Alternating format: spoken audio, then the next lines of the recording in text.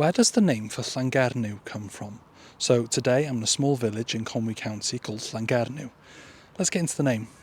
So let's break the name down. It can be broken into two parts. Firstly, Llan, which means an area of land or a settlement attached to a church, ultimately from the Proto-Celtic word landar, which meant land. Then we have Gernyw, which is the soft mutation of the word Cernyw, which means Cornwall, as in the place. This word is probably ultimately from a Proto-Indo-European word, cer, which meant a head or a horn, and is the ancestor to both the Welsh word carn, meaning a hoof, and the English word horn.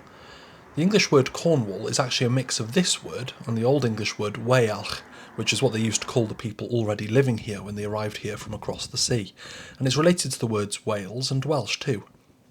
So what's this place got to do with Cornwall?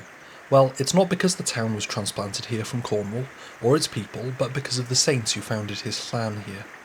His full name was Digain ap Cystennin Gornel, literally Digain, son of Cystennin, which is the Welsh form of the Latin name Constantinus, of Cornwall. His father, Cystennin, is probably the same Cystennin as in Llangwstennin in Llandrillo Ros or Rhos-on-Sea.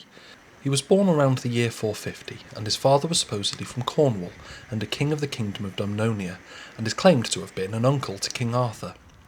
St Digain founded his llan, his church community here, possibly on the site of a pre-Christian holy place, which, like many, was marked with an ancient yew tree and standing stones, which all still stand today in the churchyard.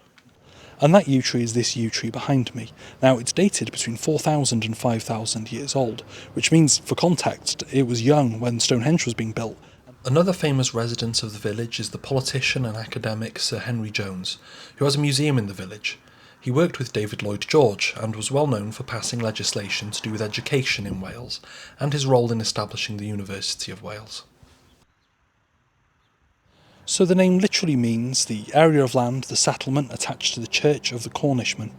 Anyway, diolch, thank you. Give us a like, give us a share and give us a subscribe, and if you want to support me on my quest to explain every place name in Wales, and a couple outside of it as well sometimes, you can on my Patreon, the link's in my bio. Diolch, have a good one.